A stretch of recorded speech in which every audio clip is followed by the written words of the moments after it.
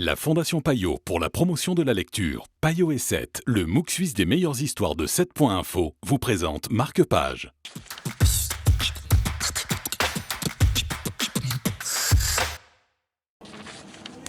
Bonjour et bienvenue dans ce nouveau numéro de Marque-Page. Aujourd'hui, c'est Thierry qui nous parle de son coup de cœur de la semaine, Zak, le roi serpent de Vladimir Medvedev, un roman qui nous replonge au Tadjikistan dans les années 90 à la suite de la chute de l'URSS. Exactement.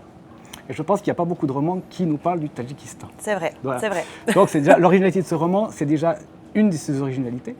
Après Zak, le roi serpent, c'est en fait tiré d'un livre qui s'appelle le livre des rois, qui est l'équivalent des Mille et une nuits en Iran, en fait, qui raconte l'histoire des différents rois qui se sont succédés, mais de manière un peu mythologique et un peu fantastique.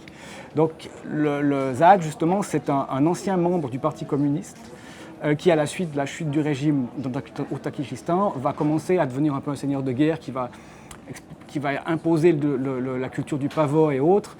Et en fait, ce Zak, il a, enfin, c'est pas son nom, mais son surnom, en fait, il a un énorme serpent sur les épaules, comme le héros en fait, du roman Le Livre des Rois. D'accord. Alors, à travers ce roman, on va suivre plusieurs personnes, dont un couple de jumeaux, enfin des jumeaux qui leur père est tadjik, leur mère est russe, mais en fait le père a une double vie parce qu'il a une famille aussi au Tadjikistan. Du coup, le père va mourir et eux vont partir vivre au village. Et là, on va découvrir la culture, la vie locale justement du Tadjikistan.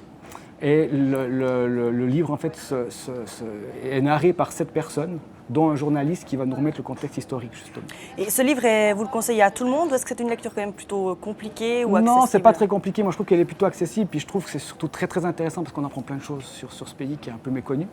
Et je pense que toutes les personnes qui aiment le dépaysement, le voyage ou l'histoire peuvent être passionnées par ce livre. Ouais. Zak, le roi serpent, c'est Vladimir Medvedev qui l'a écrit et on vous le conseille cette semaine dans Marque-Page. À bientôt.